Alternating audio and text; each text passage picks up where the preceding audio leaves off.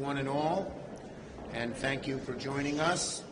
And thanks Senators Murray, Duckworth, and Wyden. Wyden's going to be coming at a quick appointment, and he'll be back.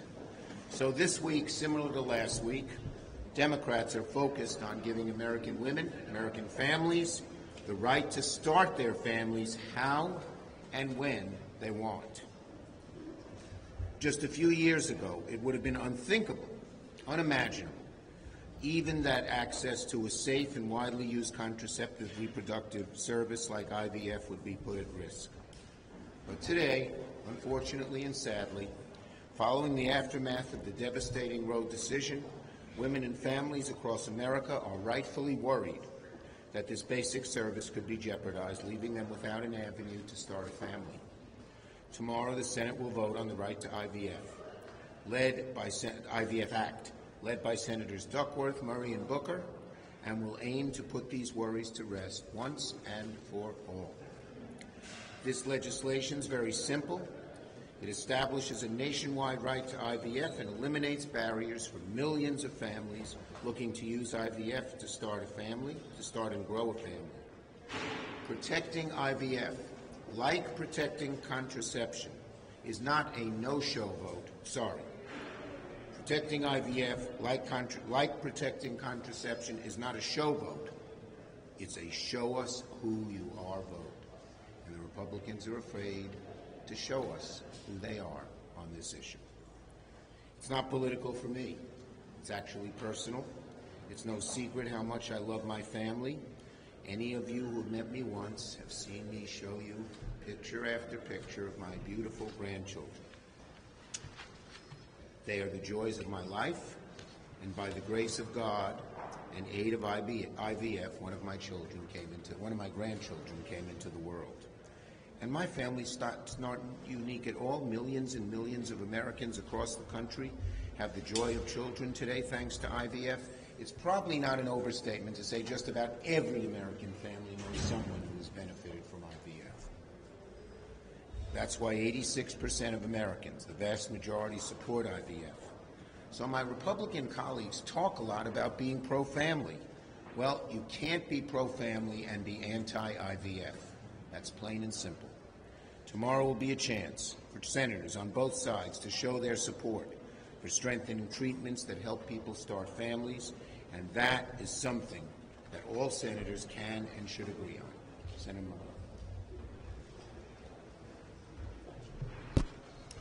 I think we have all heard from Republicans trying to now pretend they support IVF, but as everyone knows, actions speak louder than words. And the record here tells a very different story. Republicans have tried to pretend that IVF is not at risk, but we all remember how many of them said Roe was settled law. They have tried to pretend this is fear-mongering, but we all saw with our own eyes what happened earlier this year in Alabama, where IVF was thrown into chaos. They have tried to say that no one wants to ban IVF, but right now, over half of House Republicans, including the Speaker, support a nationwide abortion ban that says life begins at conception. Last Congress, there were 19 Senate Republicans on that same bill. So don't let them tell you this is some fringe ideology that they don't know about. Republicans support and want to pass into federal law the alarming idea that frozen embryos have the same rights as human beings.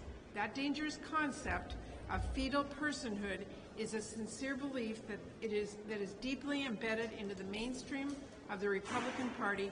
There are no two ways about it.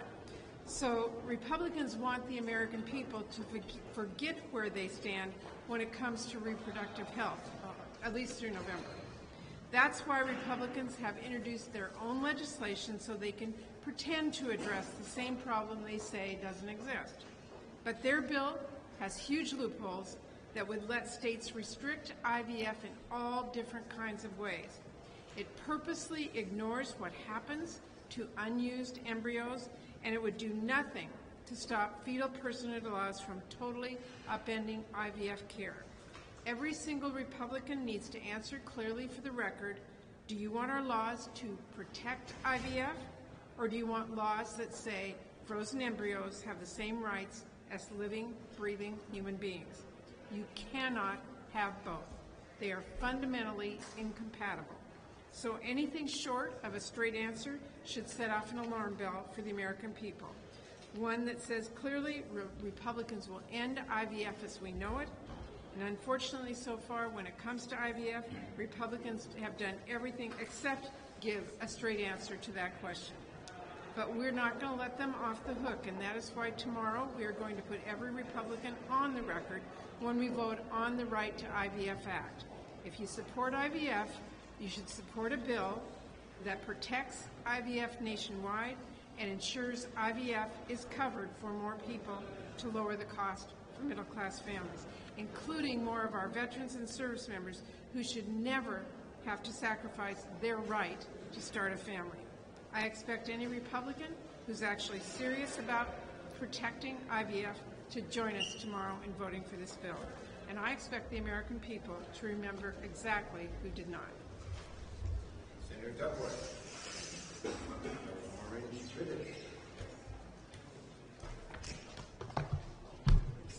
Thank you, Senator Schumer and Senator Murray. Good afternoon, everyone. And look, action speaks louder than words. And tomorrow, the American people will finally have a chance to judge for themselves whether Senate Republicans are truly committed to supporting and protecting IVF. If they do, they will join us in passing the pro-family, pro-freedom, common-sense bill I introduced with Senators Murray and Booker, the Right to IVF Act. By now, we've all witnessed the hypocrisy of Senate Republicans running to cable news stations proclaiming their love of IVF. Then, once they step away from the TV cameras, doing absolutely nothing to ensure that it remains legal nationwide or becomes more affordable for American families. No matter how hard they try to hide it, no matter how many tweets they send, the reality is that when it comes to women's health care, the GOP's casual cruelty cannot help but shine through. We saw this in February when they actually blocked passage of my legislation that would have simply established a right for all Americans to access assistive reproductive technologies, including IVF. Like arsonists opening a fire insurance business after they've set fires and that insurance doesn't actually cover fire damage, a couple of Republicans even proposed a messaging bill with the goal of misleading Americans into thinking that the GOP wants to protect IVF. In reality, of course, their legislation would do nothing to address the very tangible threat that IVF clinics and patients are facing right now. And judging by the fact that 92% of the Republican conference still is not co-sponsoring this sham of a bill, Senators Cruz and Britt succeeded in sending only one message, that Senate Democrats are the only caucus committed to protecting IVF. To me, one of the most offensive parts of all of this is that along the way, the GOP is treating the American people as if they aren't smart enough to see through this web of lies and deceit. As if Republicans' cravenness isn't obvious every time Donald Trump brags about stripping away women's rights. As if the GOP's trademark blend of misogyny and hypocrisy isn't clear every time they claim to be the party of decency in the morning, then bow down to kiss Trump's fool's gold ring in the afternoon. Look, I really hope Republicans prove me wrong this week by passing this bill. I hope that when we get to the floor tomorrow, they will surprise us, that they will show they actually give a damn about women in this country, that they will at long last turn their empty words into action and actually help us protect access to IVF. But after months of lies, it's on them to prove that to us. It's on them to make us truly believe that they care as much about defending women's health as they do about getting invites to Mar-a-Lago. It should be simple. My Republican colleagues, if you support IVF, support our Right to IVF Act. If you actually believe that every woman deserves to be able to be called mama without being called a criminal, then show it, not with sound bites on cable news, but with your vote tomorrow. Thank you. Said. Yes, I'll answer questions. No, stop yelling out. Yes. Will Democrats move next now that you've done IVF and birth control? Will you move next on the Comstock Act, and should it be amended so that it doesn't apply to abortion? Look, we moved forward last week on contraception, this week on IVF, and you'll be hearing more from us on reproductive rights in the near future. Yes. Thank you. Senator Schumer, I was hoping I could get Dr. Mitchell. Can I get your reaction to your governor's decision to suspend indefinite pricing your state? Look, I have worked really hard for New York Mass Transit at the federal level. During COVID, we got them $14 billion. We're continuing to get mass transit, as much money as we can. We're doing very well in the last Congress and this on mass transit. Yes, mustache. Thank you. So Senate Republicans have said that they will block this evening's unanimous consent request to pass Senator Whitehouse's speaker ethics bill. What's your reaction to that? And then if that happens, what are Senate Democrats going to say? Okay, well, first, Chief Justice Roberts is supposed to be the guardian of the court's reputation.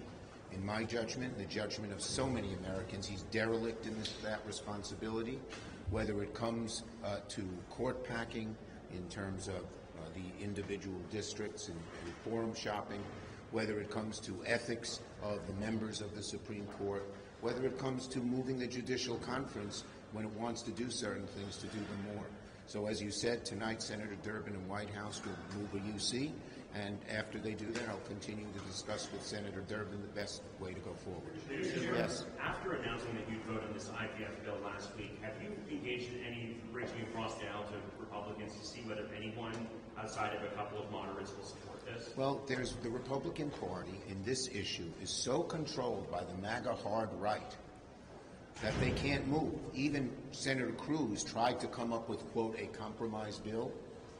He's running for re-election this year. And he couldn't. Even the Susan B. Anthony League and the Heritage Society came out against it. So we're going to keep working with Republicans. They said, why are you putting gay marriage on the floor? And we worked and worked and worked and finally passed that. So we'll keep working with them, but they are seen to be totally in the throes of the hard right, MAGA extreme minority on this issue. Yes? What do you make of the gun-related charge that the prosecutors brought against Hunter Biden? Should that be used more often and could it help gun violence prevention? Look, you know, when it comes to this, I believe that you follow the law and there should be rule of law. And I believe that in all cases. Yes. Speaker Johnson addressed Senate Republicans this afternoon and basically to discuss laying the groundwork for a 100-day agenda if former President Trump wins the election. He also told me that one strategy they're looking at is using budget reconciliation to retain majority. What do you make of that, particularly as they prepare to meet the former president tomorrow?